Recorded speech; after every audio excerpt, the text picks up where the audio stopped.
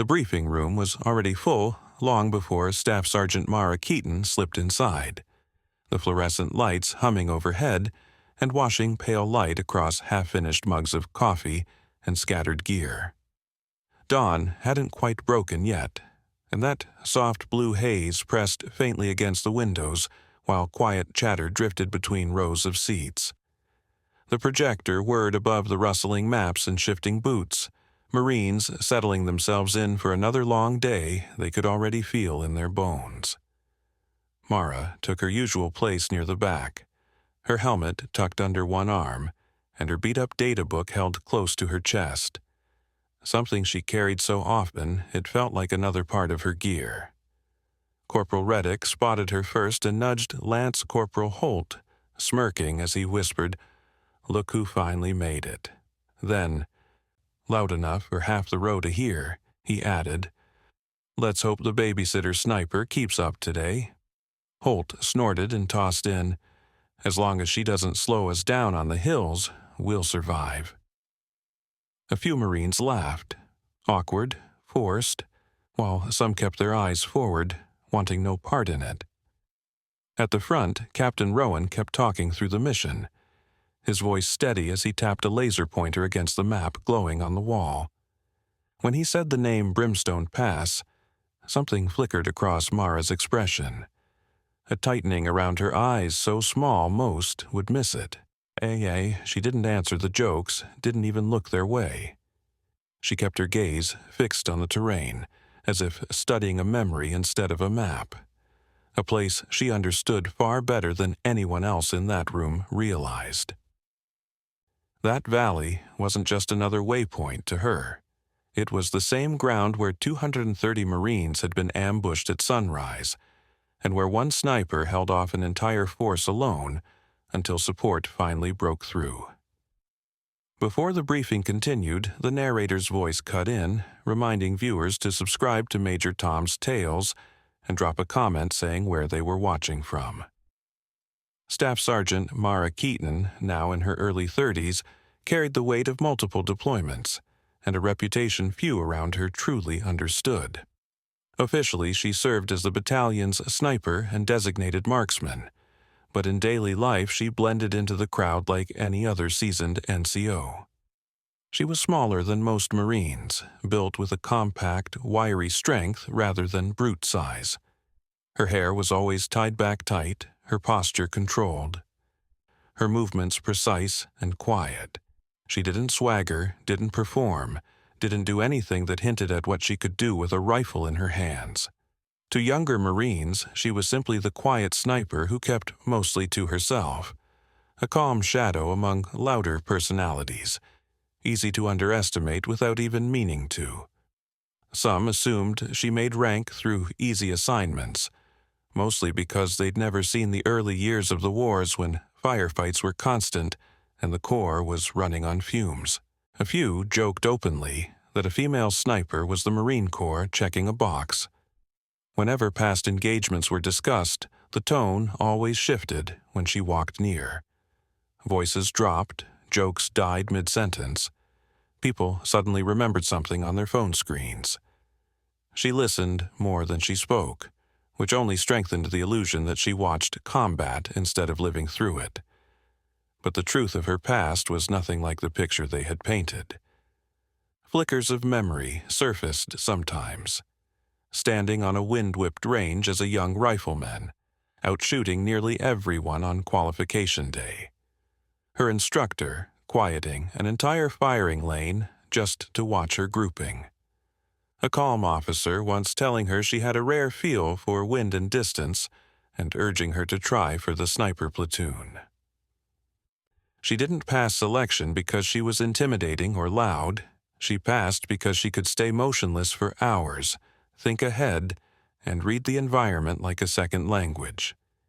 Every certificate from those grueling days stayed folded inside a footlocker under her bunk, instead of hung on a wall where someone might ask questions. Even now, she still wiped the bolt of her rifle with the same frayed cloth she'd carried during her first deployment, a private ritual she never explained. Her character revealed itself in small, almost invisible moments, helping a nervous boot adjust his sling, talking him through his breathing until he stopped shaking, making sure he walked away feeling capable instead of embarrassed. In every briefing room, she chose the worst seat, the one tucked behind a column or pressed against a wall, because the spotlight had never mattered to her. In the chow hall, she ate quickly, alone, then walked the perimeter of the camp counting steps between towers and checking sight lines, no orders required. It was a habit formed from years of understanding that the safest Marine was the one who noticed everything before it happened. There were heavier things beneath those habits.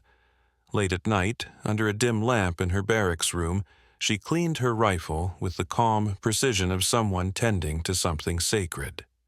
Her hand always paused at the scar on the stock, brushing it the way someone might trace a name on a headstone. A faded tattoo near her wrist, coordinates, held a story no one had heard. And in her wallet, she kept a small card with handwritten names, its edges softened by years of unfolding and refolding. Before every mission, she read each name silently, sliding the card back into place like someone tucking away a prayer. Her chain of command understood more than most, but even they didn't know everything. Captain Rowan trusted her judgment without hesitation, having seen her accuracy enough times to never question it. But even he didn't know the full weight of her last deployment. Only Master Sergeant Calder seemed to recognize it when their paths crossed in hallways. Just a nod, nothing more, but carrying a depth younger Marines couldn't decipher. They shrugged it off, assuming it was just two old-school Marines respecting each other, never guessing the battlefield behind that brief acknowledgement. She once guided a shaky young private through adjusting his sling, her voice calm as she showed him a simple breathing trick to steady his aim, making sure he walked away feeling confident rather than ashamed. In every briefing room, she deliberately chose the least noticeable seat, tucked behind a pillar or pressed against a wall, because recognition meant nothing to her. In the chow hall, she ate fast and alone, then made slow circuits around the camp, counting the distance between guard towers and noting angles of fire, all without anyone assigning her the task. It was a habit built from years of understanding that the safest Marine is the one who notices things before others ever think to. Yet beneath those instincts were heavier shadows. Late each night under the dim lamp in her barracks, she cleaned her rifle with a quiet, almost ceremony-like discipline, always pausing when her thumb crossed the scar in the stock, brushing it the way someone might trace a name carved into stone. Near her wrist lay a faded tattoo of latitude and longitude, coordinates that held a story she had never spoken aloud.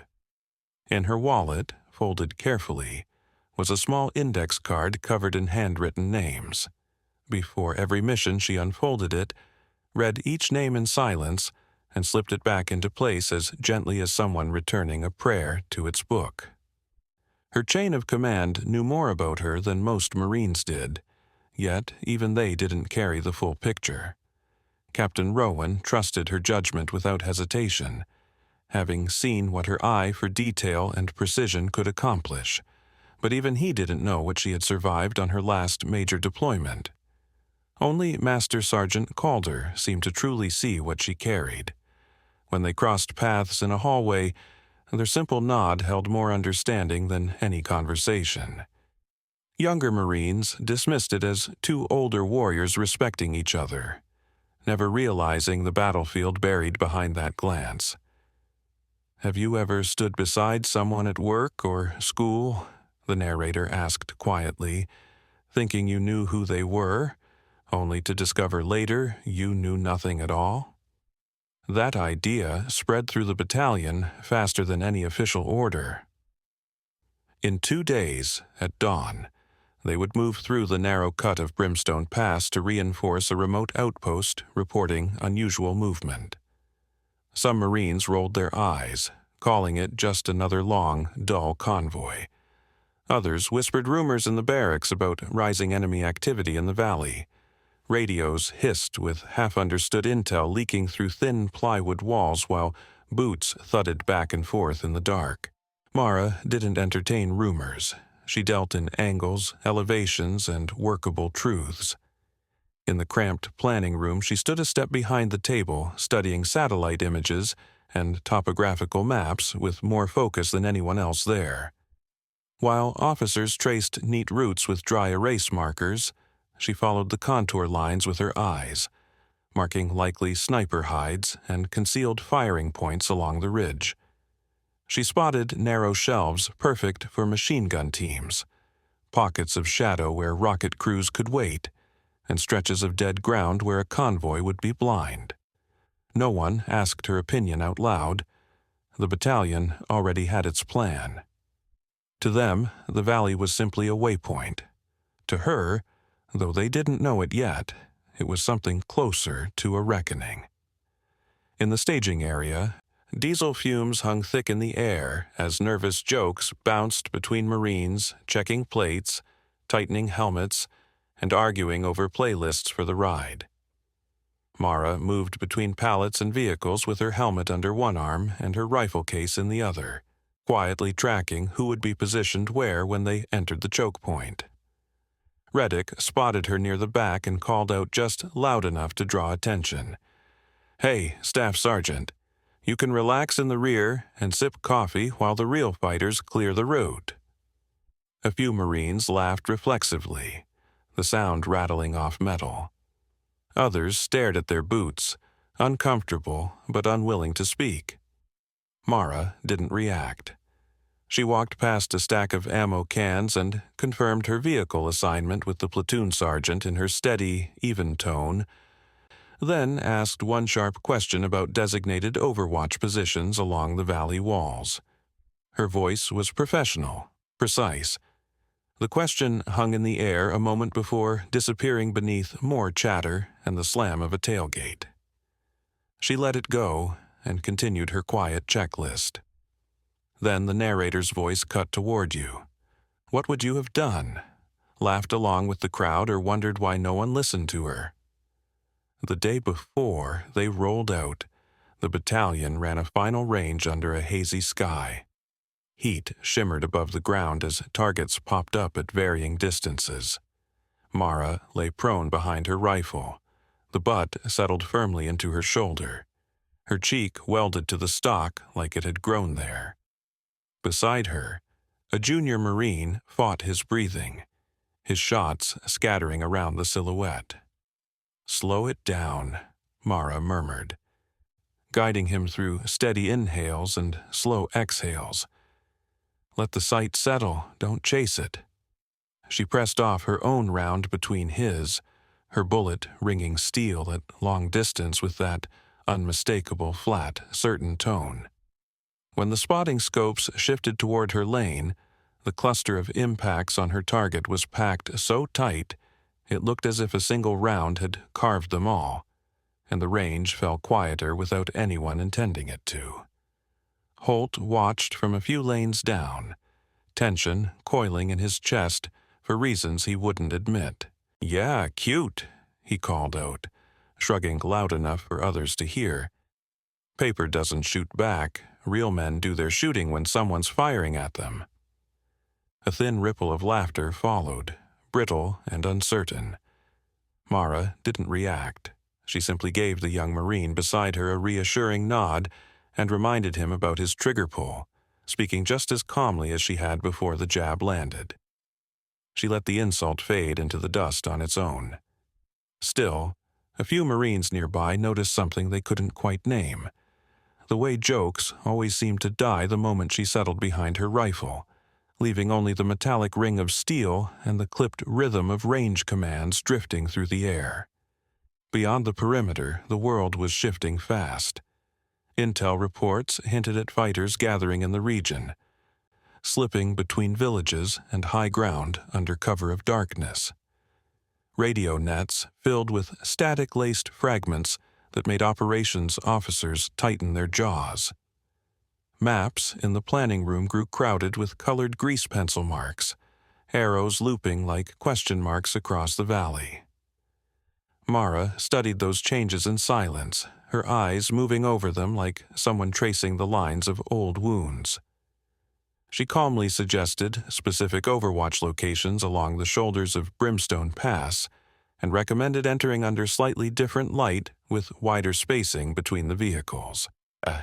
The platoon commander listened, scribbled a note, and stuck with the template. Templates were safe. Templates were doctrine. When the sun finally disappeared and most Marines drifted toward the rec tents or their bunks, Mara walked the motor pool by herself.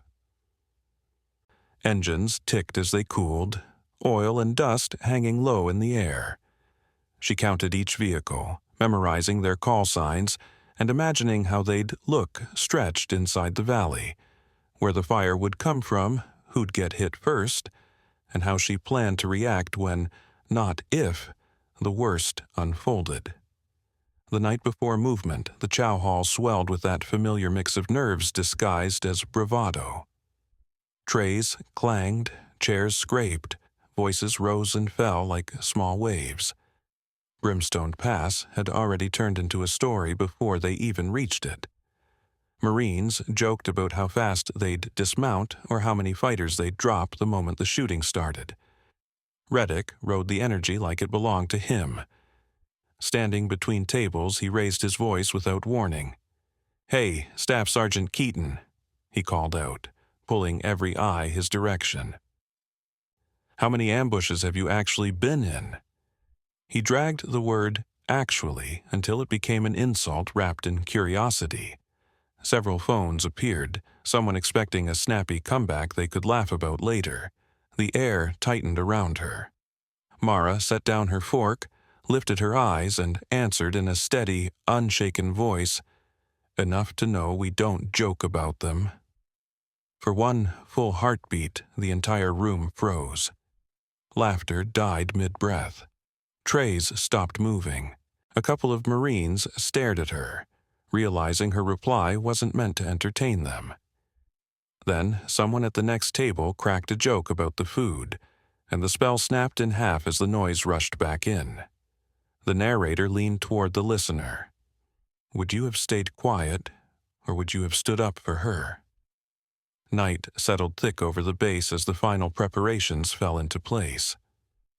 The convoy manifest came out, listing vehicles and call signs, and Mara's name sat mid-column, positioned to give her the best chance to dismount into Overwatch if things unraveled. She read the list twice, noting her placement, who she'd be behind, who would follow, where the command vehicle would fall into line. In her dim room, she laid out her gear with the same deliberate precision she always used. Rifle, magazines, sidearm, batteries, water. A stripped-down medical kit. She checked her radio, listened for the tone, clipped it where her hand would find it without looking. She tucked an extra tourniquet into a cargo pocket, slid a flare into another, backups to her backups. Before putting on gloves, she uncapped a pen and wrote 2 small sets of numbers on the inside of her wrist, the ink bleeding slightly into her skin, aligning with the faded coordinates already tattooed there. Old ground, old ghosts, old mistakes. She stared at the numbers for a long moment before rolling her sleeve down again. The final night before movement gave her no sleep at all. She lay still, listening to the base breathe. Generators humming in the distance. Helicopter rotors thumping once or twice before fading.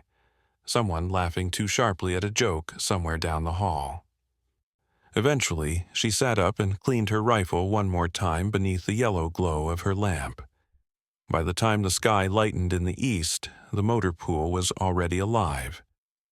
Engines turned over with heavy coughs before settling into deep, rumbling idles. Dust rolled into soft clouds around boots and tires as Marines climbed into vehicles, performing last-minute checks, tightening gloves, buckling helmets, radios crackling as net calls moved down the line. Mara climbed into her assigned vehicle and settled into a seat that let her reach the door the moment she needed to move. Running her hand along the length of her rifle, feeling every familiar imperfection in the stock before locking it into place. Outside, Reddick strolled past and slapped the side of the armored hull. "Don't worry. We'll keep the snipers safe from those scary hills," he called with a grin that didn't quite carry the same carefree bite it used to. The Marines nearby chuckled, but softer now, their glances shifting between him and Mara with something far more complicated than amusement. She ignored it entirely, staring through the thick ballistic glass toward the faint gold line of sunrise carving across the horizon. Somewhere out there lay Brimstone Pass, a place already alive inside her mind long before they reached it. As the convoy began moving and the base shrank behind them, a cold clarity tightened inside her chest, that same razor-edged focus that had kept her alive the last time she rolled toward a valley like this. Engines thundered, sand spiraled behind the wheels, radios popped and hissed, and 230 Marines headed toward terrain most believed would become just another story to exaggerate later, never realizing how close they were to becoming names folded into someone's hidden card. The deeper they pushed into the desert, the higher the sun climbed, burning off the haze 1 degree at a time. The wide-open sand flattened into long, shallow dips, then rose into sharper ridges that pressed the vehicles inward until the world funneled into a corridor of rock and dust. The walls climbed higher, jagged and uneven, slicing sunlight into thin, angled shards. Little by little, the open desert faded into a muted tunnel of gray. Most Marines barely noticed at first. Radios hissed, tires thumped over hard earth, and someone hummed in the back. But Mara sensed the valley before it fully appeared. She lifted her optic and scanned the ridgelines while others still stared at nothing.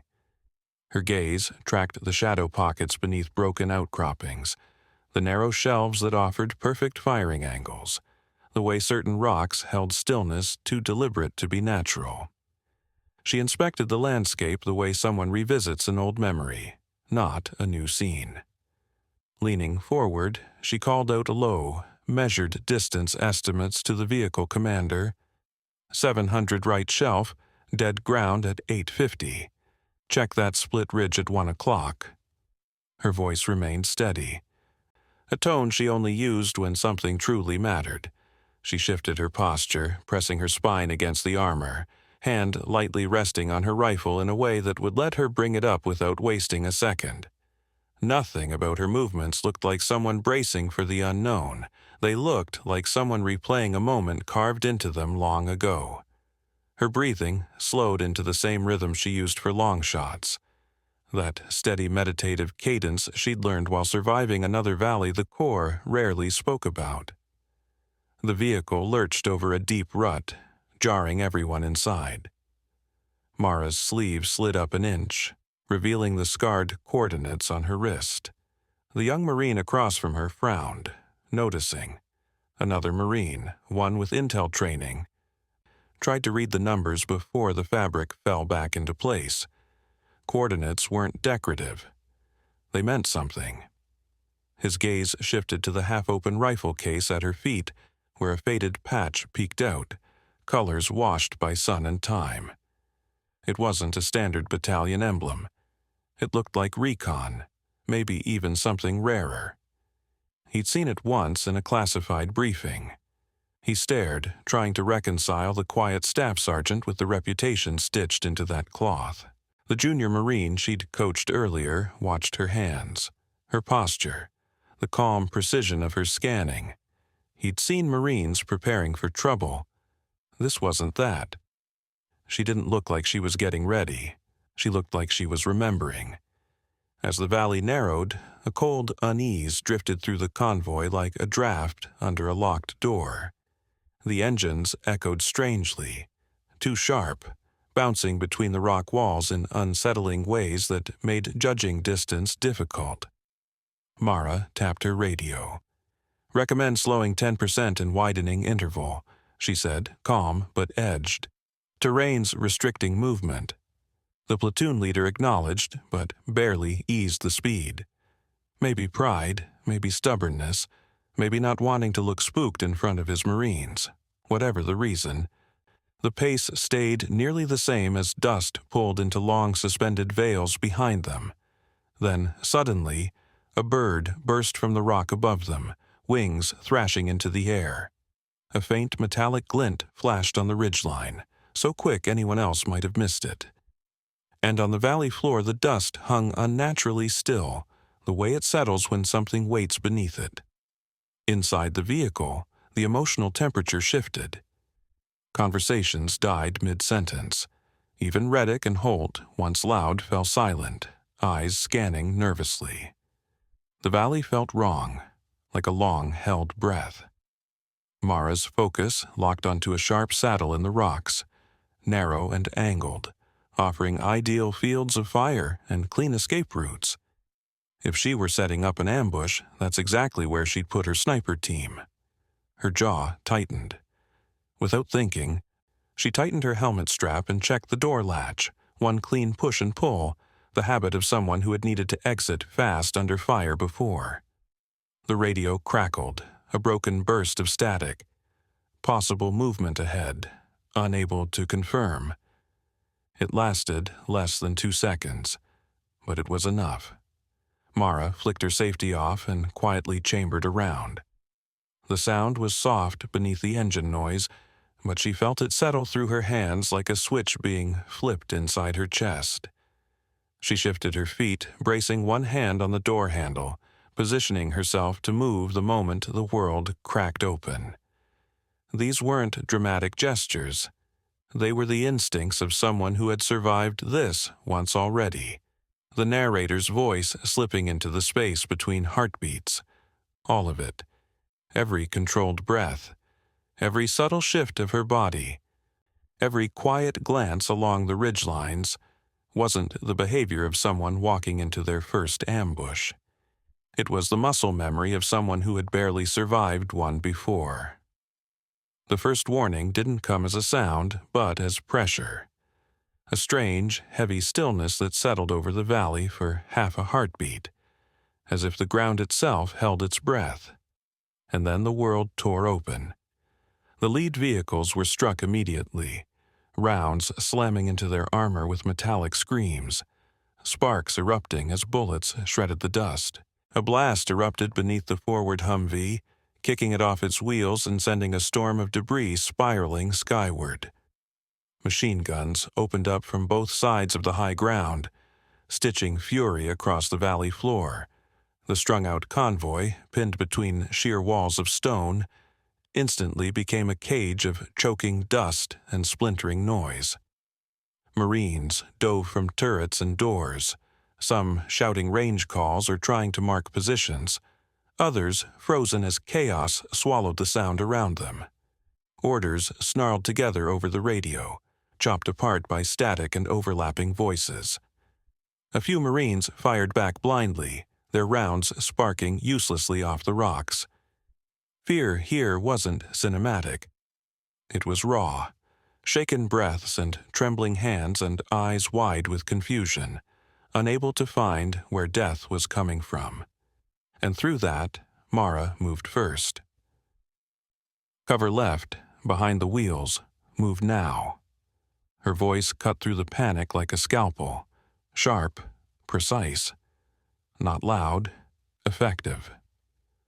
She shoved one Marine toward the engine block and pointed another toward the shelter of a boulder. Then she threw her door open and dropped low, letting the armored hull shield her as she scanned the ridgeline. She spotted the first firing point within seconds, a flicker of muzzle flash tucked beneath a rock shelf. She exhaled once, steady, and dropped the shooter. The machine gun stuttered into silence, replaced by the confused shuffling of enemy fighters repositioning. Her radio voice shifted into something entirely different, clear, clipped, and surgical. 2 shooters East Ridge, RPG Team North Wall, 300, bearing 072, left side PKM priority. No panic, no hesitation, only the cold fluency of someone speaking their native language. But staying sheltered behind the vehicle wasn't enough. The convoy was trapped in a perfect crossfire, pinned with nowhere to go. If she didn't gain height, they wouldn't last minutes. Mara sprinted. She ran for a rocky outcrop 30 meters away, the only rise that offered sightlines on both ridge lines. Rounds cracked past her legs, snapping stone and kicking dust across her face. She moved in short bursts, timed between enemy reloads, diving behind broken slabs of rock to catch half a breath before pushing forward again. She scaled the outcrop fast, her fingers finding holds she didn't have time to see, her body moving on instinct carved into her long ago. At the top, she slid behind the first patch of cover, dropped her bipod, and slipped instantly into the rhythm. Slow inhale, controlled exhale, steady aim. Once she settled, everything shifted. She neutralized the PKM first.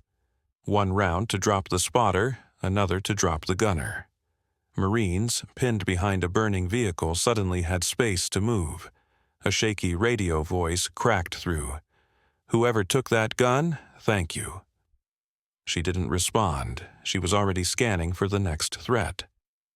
On the north wall, an RPG team crouched behind a boulder lining up on the command vehicle. She adjusted elevation, accounted for the faint whisper of wind, and fired. The rocket never left the tube. Marines near the command truck yelled in disbelief as the fighters collapsed. Every shot she took was intentional. She didn't fire at easy targets. She fired at the ones that could kill the most Marines.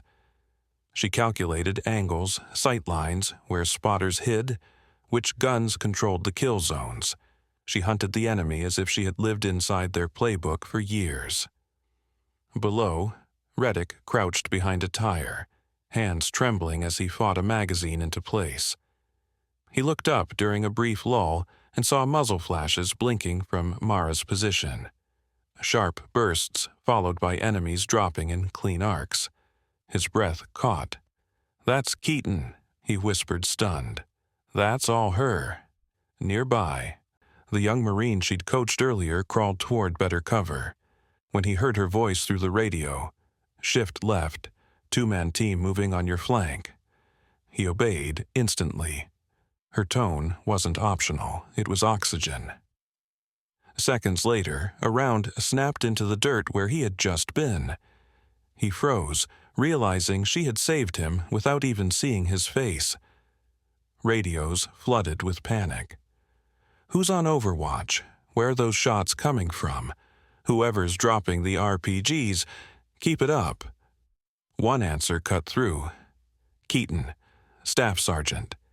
Keaton is up there, and she kept firing, adjusting for drifting dust, reading muzzle flashes, swapping magazines faster than she ever had, while still refusing to waste a single round. At the perfect moment, she called for smoke, directing Marines to throw canisters exactly where they needed concealment so pinned squads could drag casualties back. Her perch wasn't safe. Enemy rounds hammered the rocks around her, shattering stone into sharp fragments. One shard dragged a line across her cheek, warm blood slipping down her jaw. She wiped it away with her glove without breaking focus and slid left to a better angle. A scream cut the valley. "Corman! Corman!" Mara's instinct was to look, but she forced her eyes to stay on the scope, teeth clenched. If she looked, she'd lose seconds. Seconds were lives. In the middle of her firing rhythm, a memory slammed into her. Another valley, another convoy, the flash of an explosion, the faces she couldn't save. Her hand tightened on the stock. "Not again," she whispered, barely audible even to herself. Her next shots came colder, cleaner, deadlier. Below, the entire radio net shifted. Whoever's firing became, "She's covering us, hold on," then became, "Follow Keaton's direction." Pinned behind a wheel well, Reddick watched her silhouette working through smoke and fire, awe overriding every trace of bravado. "If she wasn't here," he muttered to Holt, voice shaking, "we'd all be dead." Holt had no joke this time. Mara Keaton, the quiet sniper they brushed off, underestimated and mocked, was the only thing standing between 230 Marines and annihilation. And every one of them felt it. Air support came first, the deep thump of rotors rolling across the valley like a promise. The gunships dove low, blades carving the smoke into spirals as they unleashed precise bursts across the ridge. Moments later, ground reinforcements pushed in from the rear, armored vehicles surging toward the fight with turrets scanning the high ground. Armored vehicles pushed forward with urgency, their turrets sweeping the ridgelines as the last bursts of fire faded. Under pressure from above and behind, the enemy finally broke contact, melting back into the same rocks they had used to strike. Slowly, Brimstone Pass seemed to exhale. The chaos thinned into scattered shouts for corpsmen, into ragged breaths, into the metallic clatter of weapons being reloaded more from habit than fear. Dust drifted in heavy curtains around the wrecked lead vehicles. Marines slumped where they had dropped, catching their breath, checking magazines, slowly realizing just how close they had come to being erased. Mara descended from her perch last. Her boots skidded through loose gravel, her rifle hanging low in her hands, the barrel still faintly smoking. As the adrenaline seeped out of her muscles, her arms trembled. She paused at the bottom of the rock, dropping to one knee to steady herself, breath shaking before evening out. Only the young Marine she had saved earlier noticed. He didn't speak, simply watched with a quiet understanding he hadn't possessed that morning. As the Marines regrouped, voices drifted through the dust. Someone dropped that PKM at the perfect second. Whoever nailed the RPG team saved the CO's truck. Had to be a whole damn sniper squad up there. Captain Rowan approached her, his expression stripped of every assumption he'd ever held. His eyes flicked from her rifle to the blood on her cheek to the empty magazine pouches across her vest. He didn't ask anything. He didn't need to. The truth settled between them. She hadn't just done her part. She had kept the battalion alive. Days later, back on base, the unit formed at sunset on the parade deck. The same orange light that once filled sleepy briefings now stretched across rows of Marines standing stiff at attention. Reddick and Holt stood among them, uneasy, unsure why they had been called. Their usual jokes had vanished, replaced by the kind of tension that comes when you know you owe someone more than you can say. Mara stood at the front, hands clasped behind her back, calm but visibly uncomfortable. Ceremonies weren't her thing. Attention wasn't her thing.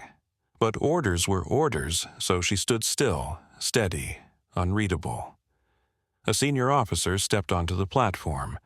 Whether he was the battalion commander or a visiting colonel didn't matter. Authority radiated from him. He unfolded a sheet of paper and began reading. He described the ambush at Brimstone Pass, the fortified positions, the overwhelming fire, the paralyzed convoy. Then, under heavy engagement, with the battalion pinned and movement impossible, a lone Marine sniper established an exposed overwatch position. His voice was clinical and heavy, each word settling over the formation like weighted cloth. Reddick felt his stomach drop.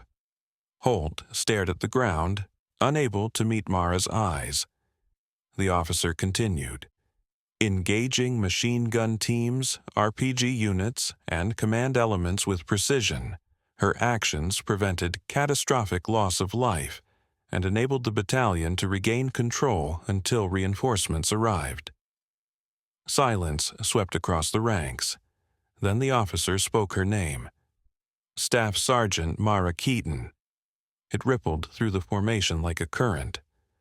Reddick closed his eyes as realization struck. This wasn't some distant legend. This was the woman he mocked in the chow hall. The one who walked the perimeter alone. The sniper he once offered to protect from the hills. The officer went on, reading her record. Commendations, valor citations, awards from battles half the Marines had only heard about in stories. The list was longer than anyone expected for someone who moved through their days so quietly. Helmets dipped. Shoulders tightened with shame. Not a single laugh. Not a whisper. Respect settled over the formation like a physical weight, pressing the air down until it felt heavy just to breathe. For the first time, everyone truly saw her. The officer folded the paper and stepped forward, the desert wind tugging at its corners. Mara stood perfectly still, eyes fixed on a neutral point just past his shoulder. When he reached her, he raised his hand first, an officer saluting an enlisted Marine. A silent admission of debt. Mara returned the salute, steady, though her eyes glimmered before she forced the emotion back down. He pinned the medal onto her uniform with practiced hands, but the narrator made clear that the real weight wasn't in the ribbon. It was in the lives saved because she climbed that rock when she could have stayed behind cover and waited. The medal didn't shine with pride. It carried the echo of choices made under fire. Present. Arms. The command snapped across the deck like a rifle crack. Hundreds of Marines lifted their hands in perfect unison, not because they were ordered to, but because the moment demanded it. The air thickened with something deeper than ceremony. Reddick felt his throat tighten as he raised his hand, every careless word he'd ever said replaying in his mind. The smirks, the underestimation, the jokes made at her expense. He remembered hiding behind a tire while she fired shot after shot, the reason he was still breathing. Shame and respect twisted inside him until he could barely swallow. Holt felt an ache settle under his ribs. He had called her a box check, an item on a roster. Now he understood the truth. The only box she had checked was willing to die for all of you. When the formation dismissed, no one rushed off. Marines lingered in small clusters, glancing her way, unsure how to approach the woman they now realized they had never truly known. Mara stood quietly, accepting the heavy silence without discomfort as Reddick approached first, his hands fidgeting, eyes flicking away before forcing themselves back to hers. He opened his mouth to speak, the apology stuck somewhere between guilt and pride. "Staff Sergeant, I shouldn't have—" She stopped him with a small shake of her head. "You don't owe me anything," she said softly. "Just take care of the Marines next time." The simplicity of it landed harder than any reprimand. Reddick lowered his gaze, nodding once, regret and gratitude tangled together in the gesture.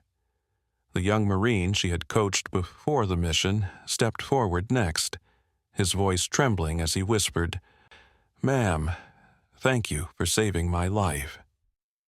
Mara's expression softened. She placed a light hand on his shoulder and told him, "Then pass it on.